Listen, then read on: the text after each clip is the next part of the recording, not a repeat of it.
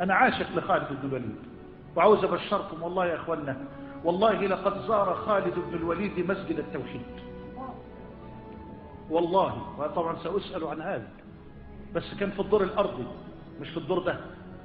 خالد بن الوليد مش في الدور الأرضي، وكان في دروس الأربعاء، وجاء لمسجد التوحيد على الباب اللي تحت في رؤية طبعا، الباب اللي تحت للناحية دي هنا، أنا جالس هو على اليمين، خالد بن الوليد رضي الله عنه والله على هذه الباب بزيه العسكري، والطلاب بين يديه، وأنا قلت الدرس، وقف على الباب ينظر وهو يبتسم.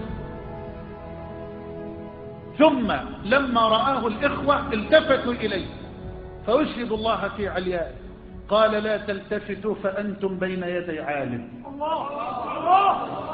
أسأل الله أن يسترنا وأن يرزقنا الإخلاص. ثم تركنا وذهب ودخل ليتوضأ. أسأل الله أن يجمعنا مع خالد، وربنا يسترنا بقى. مش عارف يعني والله ما أعددتها ولا. ابقى شيلها يا ابني، شيلها، خليها لطلابنا بس، استر علينا، خليها للطلاب بس، وادي عربي لو لقيتها عقدك شيلها. أنا مش رئيس القناة يا ابني ولا ايه؟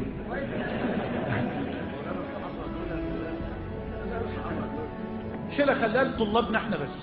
أسأل الله أن يسترنا لكم في الدنيا والآخرة.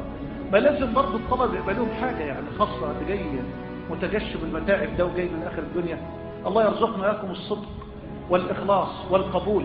ودي من البشريات. النبي عليه الصلاة والسلام قال بين يدي الساعة تصدق رؤيا المؤمن، وقال الرؤيا الصالحة من المبشرات يراها المؤمن أو ترى له. فأسأل الله أن يجعلنا لكم من أهل الإيمان، وأن يجعلكم من المبشرين في الدنيا والآخرة. فالحقيقة سيدنا خالد عالم وحده. شايف اللفظة دي؟